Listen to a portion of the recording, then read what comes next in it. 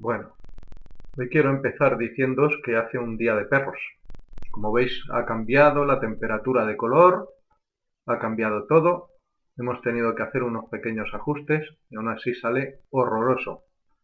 Pero bueno, es lo que tenemos y nos apañamos con esta luz fabulosa que entra mañanera. Hoy está lloviendo, hace un día gris plomizo y hoy vamos a hablar de cosas que considero interesantes. Interesantes para mí, claro, evidentemente. Que lo sean para vosotros, pues no lo tengo yo tan claro. Vamos a ver. Nuestra charla de hoy va a tratar sobre una cosa simplona, la oración. Se va a tratar sobre la oración o cómo conseguir información del Dios interior. Y para ello, nada mejor que empezar por el libro del Nuevo Testamento de Mateo, en el capítulo 6, versículos del 5 al 15, en donde se nos dice lo siguiente: y cuando ores, no seas como los hipócritas, porque ellos aman el orar en pie en las sinagogas y en las esquinas de las calles, para ser vistos de los hombres. De cierto os digo, que ya tienen su recompensa. Continúa Jesús. Mas tú, cuando ores, entra en tu aposento, y cerrada la puerta, ora a tu Padre que está en secreto, y tu Padre que ve en lo secreto, te recompensará en público. Y orando, no uséis vanas repeticiones como los gentiles, que piensan que por su palabrería serán oídos. No os hagáis, pues, semejantes a ellos, porque vuestro Padre sabe de qué cosas tenéis necesidad, antes de que vosotros le pidáis. Vosotros, pues, oraréis así: Padre nuestro que estás en los cielos, santificado sea tu nombre. Venga tu reino, hágase tu voluntad, como en el cielo, así también en la tierra. El pan nuestro de cada día, dánoslo hoy, y perdónanos nuestras deudas, como también nosotros perdonamos a nuestros deudores. Y no nos metas en tentación, mas líbranos del mal, porque tuyo es el reino y el poder y la gloria, por todos los siglos. Amén. Porque si perdonáis a los hombres sus ofensas, os perdonará también a vosotros vuestro Padre Celestial. Mas si no perdonáis a los hombres sus ofensas, tampoco vuestro Padre os perdonará vuestras ofensas. Por regla general, cuando se consigue información de los planos internos, se dice que es por algún tipo de clarividencia, o porque se canaliza a algún ser elevado, hermano mayor de los planos cósmicos o ángel guardián. ¿Es eso cierto? No sabríamos decir, pero lo que está claro es que todas y cada una de las células tridimensionales de nuestro cuerpo están conectadas mediante el campo etérico del pleroma con el todo u holograma general del cosmos. Esas conexiones que nos convertirían en una unidad consciente con el todo, sin embargo, se comportan en la actualidad como puertas cerradas y selladas que hay que abrir para poder acceder a su contenido. Funcionan como celdas de la memoria divina a la que no podemos acceder por los medios comunes, al menos en parte, dado que cualquier palabra, lectura o hecho acaecido pueden servir como catalizadores para abrir unas determinadas celdas del conocimiento cósmico. Es el modo que los humanos tenemos de realizar descubrimientos técnicos, científicos o artísticos y también espirituales. Existe un método consciente para abrir puertas y se denomina oración o también concentración. La oración que mencionamos aquí poco o nada tiene que ver con las oraciones, rezos o mantras que vienen utilizando la mayor parte de las religiones oficiales. El Padre Nuestro que se nos muestra en los Evangelios es solo un pequeño ejemplo de cómo se debe de orar al Dios de nuestro corazón, al Señor interno de nuestra vida y de todo lo existente, dado que Él mismo fue el creador de todo lo conocido y por conocer. Sobra repetir que tan inútiles son las supuestas oraciones en voz alta frente a otras personas, que más que oraciones vendrían a ser confesiones o testimonios públicos, como los mantras repetitivos que no salen directamente de nuestro corazón, sino de la memoria de nuestro cuerpo etérico y que en algunas religiones se conoce como rezos. La verdadera oración es una suerte de introspección concentrada hacia el objetivo de conectar con el ser divino que cabalga nuestro cuerpo físico y hablar con él, como lo haría un loco consigo mismo. En este proceso, el ser interno nos proporcionará, siempre lo hace, las respuestas a nuestras dudas, y que no es otra cosa que darnos las llaves que abren los compartimentos de memoria que se encuentran en otros bucles dimensionales.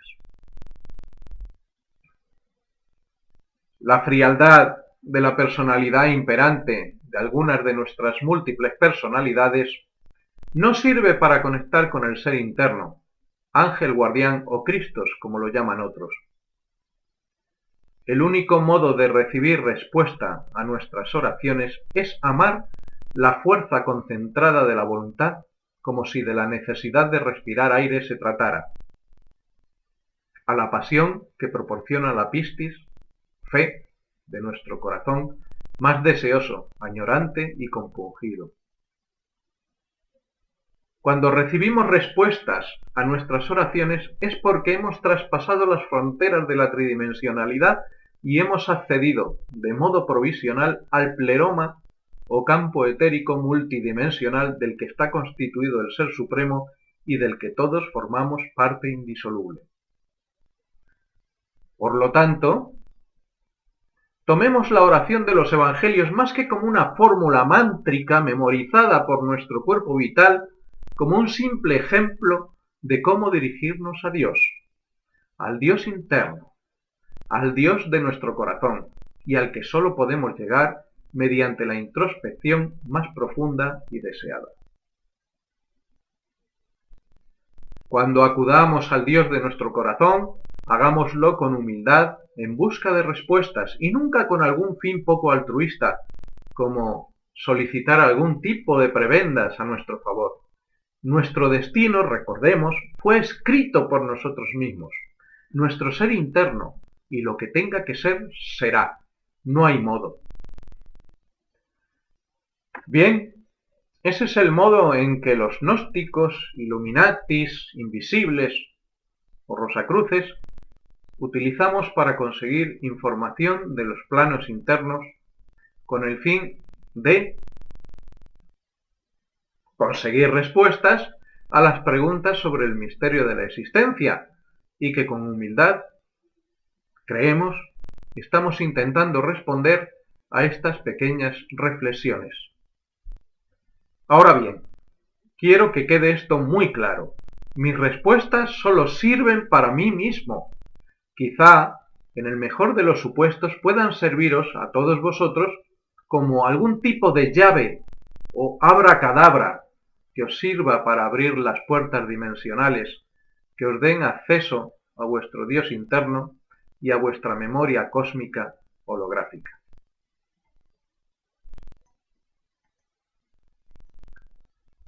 Bien, los libros de hoy van a tratar sobre algo que os va a encantar. Hablamos de los cátaros. Este es el libro de la hoguera de Montsegur, la hoguera de Montsegur, Los cátaros en la historia, por Zoe Oldenburg. Es uno de los libros más completos que hay sobre los cátaros, aunque tengo que reconocer que es un poco difícil de leer. No tiene una estructura fácil, ¿eh? Y bueno, voy a leer aquí un trocito. Dice, en la hoguera de Montsegur los cátaros en la historia, Zoe Oldenburg analiza con detenimiento los condicionantes sociales, políticos y económicos que de este episodio nos ofrece una extraordinaria reconstrucción de los acontecimientos que culminaron con la monstruosa hoguera de Mansegur el 16 de marzo de 1244. Mediante una exhaustiva investigación que tiene en cuenta tanto los documentos de la época como los estudios más solventes disponibles, Zoe Oldenburg reconstruye todo el proceso histórico de anexión del Languedoc a Francia y el acoso, persecución y exterminio de los cátaros. Un estudio que se ha convertido en un clásico en la materia. Bien. Este es uno de ellos. Y ahora os quiero decir una cosa que considero importante. Ya sé que tengo muchas muletillas como esta. Mira, una cosa importante es que sepáis que el término cátaro era despectivo. Es como el término marrano para referirnos a judíos o árabes. Es decir, son términos despectivos. No eran así como se llamaban. Los cátaros en realidad eran comunidades cristianas independientes, cuya tradición pretendía remontarse al primitivo cristianismo y concretamente al cristianismo primitivo egipcio de Alejandría, donde ya sabéis que ahí había, y si no lo sabéis os lo digo, había habido una especie de maridaje entre la filosofía de Platón, el platonismo, o el neoplatonismo, con esa religión nueva que había surgido, y como en algún día os contaré cuando tenga un estudio más profundo sobre este tema, porque mi idea es que realmente el cristianismo como tal no nace en Judea, no nace en Israel. Puede parecer un disparate lo que estoy diciendo, pero tengo muchos visos de que eso puede ser, y en cuanto tenga más evidencias os lo comunicaré. En realidad yo estoy convencido de que el cristianismo nace en Egipto. ¿Ok? Y ahora os voy a traer otro libro. Está escrito también por un historiador. La guerra contra la herejía. La guerra contra la herejía. ¿Vale? ¿Lo veis? La guerra contra la herejía. Fe y poder en la Europa medieval, de Editorial Crítica, por un tal R.I. Moore. Y entonces aquí dice lo siguiente, la parte de atrás. Dice, la versión establecida de la historia de la Europa medieval sostiene que los siglos XI al XIII estuvieron marcados por la guerra que la Iglesia y los poderes seculares aliados a ella mantuvieron contra una serie de herejías y disidencias como la de los cátaros o los templarios, cuyos partidarios fueron exterminados a sangre y fuego en procesos y cruzadas. R. Moore, profesor emérito de la Universidad de Newcastle, que ha dedicado su vida a la investigación de esta época histórica, sostiene que se trata de una gran mentira, destinada a ocultar la naturaleza de una guerra del poder de los estados en formación y del clero letrado por penetrar en las comunidades locales y destruir su independencia y su cultura, sus formas propias de practicar la religión y organizar la vida, para sujetarlas al poder del Estado y a la vigilancia de la Iglesia. Partiendo de esta revisión histórica, Moore nos lleva a un apasionante recorrido por este mundo de denuncia, procesos y hogueras, y nos enseña a ver con otros ojos la historia de la Europa medieval. Con esto vuelvo con el tema de los cátaros. Vamos a ver. Estos cristianos, ¿cómo se llaman? Cristianos, simplemente hermanos cristianos, que se les pudiera llamar albigenses porque vivían en la región de Albi, y a otros se les llamase de otra manera dependiendo de la religión, de la región donde habitaran. Pues yo creo que es una cosa muy normal, es una cosa comprensible, pero que sepáis que el término cátaro, e incluso muchas de las cosas que se han escrito de los cátaros, son invenciones, son imaginaciones Son como decir, pues alguien que ha dicho, bueno, pues mira, he canalizado con un hermano cátaro y me ha contado esto. Y al final pasan los años y pasan las generaciones y se dan por sentado cosas que han sido simplemente invenciones de la fantasía de algunos que no se les puede considerar ni investigadores. Y por último, os voy a traer una joyita, una auténtica joya escrita por un gran amigo mío, que pertenece al Centro de Estudios Cátaros de la Fundación Rosacruz de la Rosacruz Áurea. Es Eduard Berga Salomó, que creo que es el presidente del Centro de Estudios Cátaros. Es este libro, Catarismo. Ahí lo tenemos bien, ¿vale? Que se os quede bien grabado. Es un librito muy pequeño. Y se titula Catarismo en la tradición espiritual de Occidente. Y dice: en el transcurso de apenas 2 siglos, las enseñanzas del catarismo promovieron una total reforma del cristianismo, una reforma concebida como la posibilidad real de un renacimiento espiritual del ser humano a través de una práctica de vida verdaderamente apostólica y evangélica, llevada a cabo con plena libertad de conciencia y en completa autonomía personal, algo inconcebible para la mentalidad de aquellos tiempos. La singularidad de esta propuesta se enfrentaba de lleno con la reforma gregoriana católica, basada en la institucionalización de los sacramentos y en la consolidación de la jerarquía eclesiástica como única intérprete de las Sagradas Escrituras y detentadora del dogma.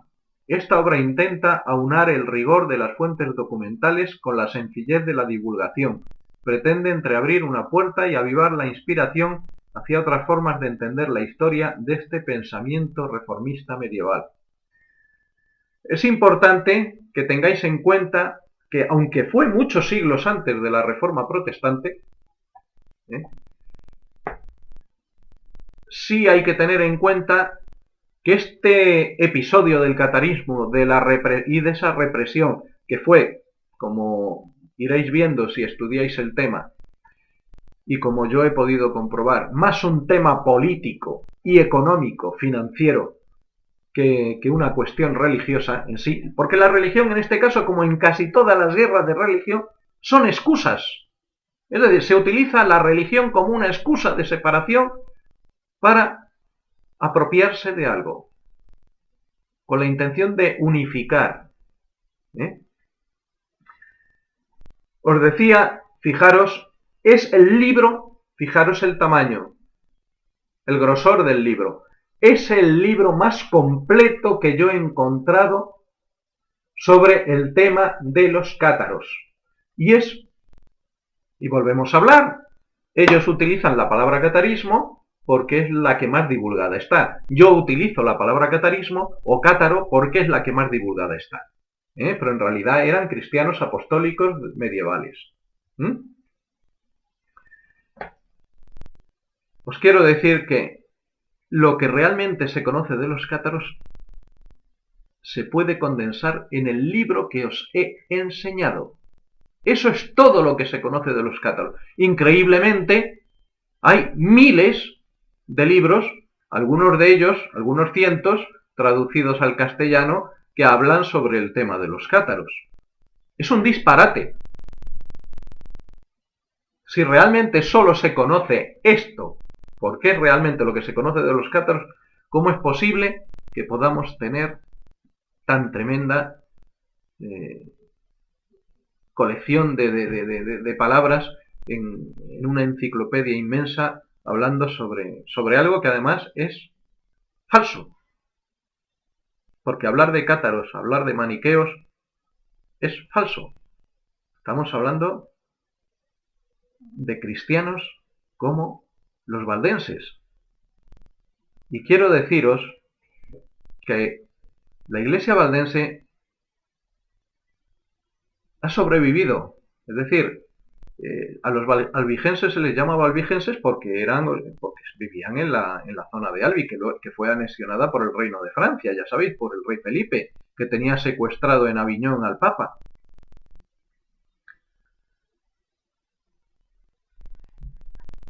Y entonces tenemos que